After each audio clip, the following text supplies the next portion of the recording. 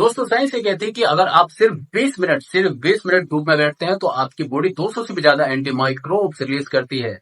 जी हाँ, जो anti microbes आपकी बॉडी में लड़ते हैं किसी भी फंगल इन्फेक्शन से, किसी भी पैरासाइट से और किसी भी बैक्टीरिया और वायरस से। यानी जो लोग धूप में ज्यादा बैठते हैं उनकी इम्यूनिटी बहुत ज्यादा स्ट्रांग होती है, और जैसे ही मौसम बदलता है, सर्दियों से गर्मी आती है, गर्मी से सर्दी आती है, उन लोगों को डॉक्टर के चक्कर नहीं काटने पड़ते। आपने देखा होगा कि जो लोग लो इम्यूनिटी में होते हैं, यानी बच्चे जो धूप में कम जाते हैं, वो बार बार बीमार पड़ते हैं। जो लोग मिट्टी और धूप में ज्यादा खेलते हैं उनकी इम्यूनिटी बहुत ज्यादा स्ट्रांग होती है। इसलिए आपको ये ध्यान रखना है कि अगर आपको अपनी इम्यूनिटी स्ट्रांग रखनी है तो आपको धूप में जाने जाना है। आप सप्लीमेंट लेते हैं विटामिन डी के तो और भी अच्छा है, क्योंकि आपकी जो ऑप्टिमम लेवल है वो 8000 आयु है, और जो आपका सफिशिएंट लेवल है वो 6000 आयु है। 6000 आयु मीन 30 mg पर मिलीलीटर, और 8000 आयु मीन 40 mg पर लीटर। एक इंसान की बॉडी में 4 से 5 लीटर ब्लड होता है, तो आप उसी के हिसाब से कैलकुलेट कर लीजिए कि आपको कितना विटामिन डी जरूरी होता है डेली बेसिस पे। तो मेरा नाम है जितेंद्र जोली। आज हम बात करेंगे विटामिन डी के बारे में, जो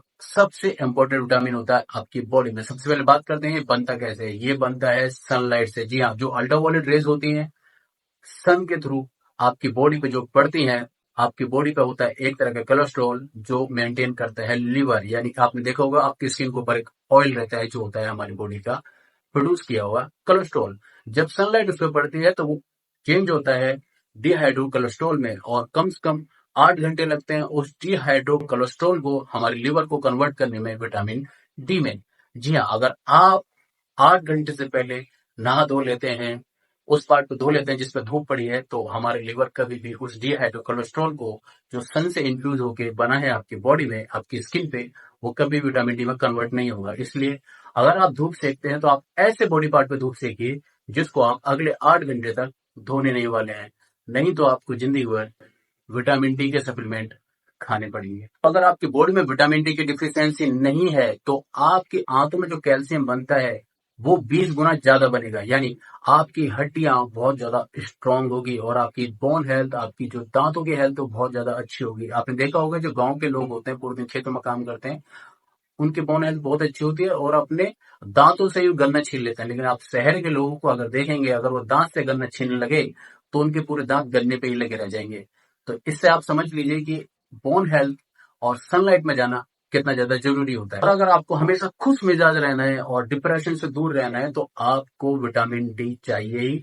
सन से लीजिए चाहे आप सप्लीमेंट से लीजिए। मैंने एक चीज और देखी है, मैंने काफी लोगों को ट्रेन किया, उसमें ज्यादातर डॉक्टर्स थे, वो लोग विटामिन डी के सप्लीमेंट लेते थे। तो जब मैंने उनको ट्रेन करना स्टार्ट किया, उनकी बॉडी हेल्थ, उनकी मसल्स हेल्थ इतनी अच्छी नहीं थी। लेकिन जब उन्होंने विटामिन डी के सप्लीमेंट लेना स्टार्ट किया, काफी लोग इंजेक्शन भी लगवाते थे, मंथली मंथली लगवाना पड़ता है, ये मंथ में एक बार आपको विटामिन डी का सप्लीमेंट इंजेक्शन लेना पड़ता है। और आप अगर टैबलेट लेते हैं तो वीक में आपको 1 टाइम लेनी पड़ती है, जो होती है 60,000 यूनिट की इंटरनेशनल यूनिट।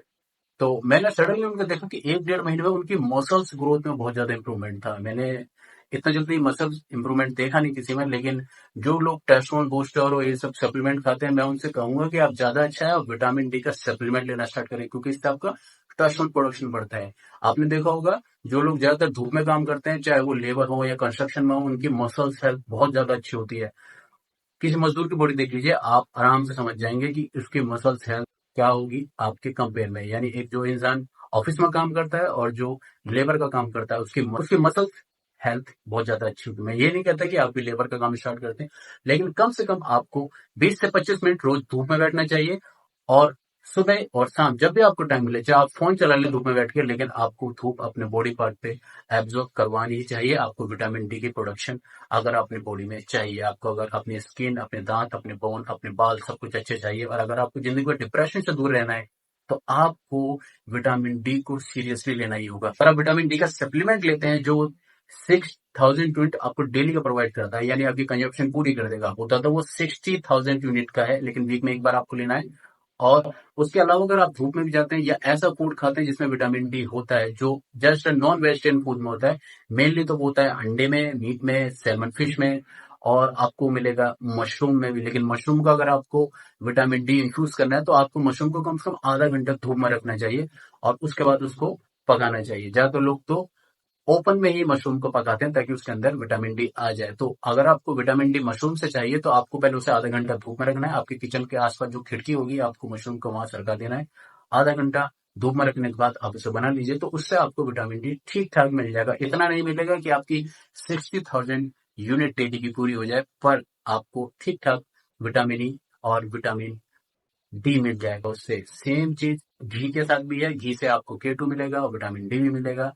तो अगर आपको चाहिए कि आप विटामिन डी की प्रोडक्शन अपने बॉडी में अच्छे से करना चाहते हैं, तो आपको ऐसी चीजें भी खानी होगी जिसके अंदर विटामिन K2 होता है, क्योंकि विटामिन K2 और विटामिन डी मिलकर ही आपकी बॉडी में अच्छे से काम करते हैं और आपकी बॉडी में कैल्शियम और फास्फोरस को एज ए कैरियर लेके जाते हैं। विटामिन K2 का काम ये होता है कि वो आपकी बॉडी में कैल्शियम को एक प्रॉपर जगह लेके जाएगा, यानी आपके टेस्टोन के पास, आपके स्किन के पास, आपकी हड्डियों के पास। अगर आप विटामिन डी का सप्लीमेंट लेते हैं और साथ में K2 का सप्लीमेंट नहीं लेता है, तो आपकी बॉडी में किडनी प्रॉब्लम और हार्ट प्रॉब्लम ये सब बढ़ सकती हैं। तो कोशिश कीजिए, अगर आप विटामिन डी का सप्लीमेंट लेते हैं बाहर से, आप नहीं पूरा कर पा रहे हैं धूप से और खाने से, तो आप विटामिन K2 का सप्लीमेंट भी साथ में लीजिएगा।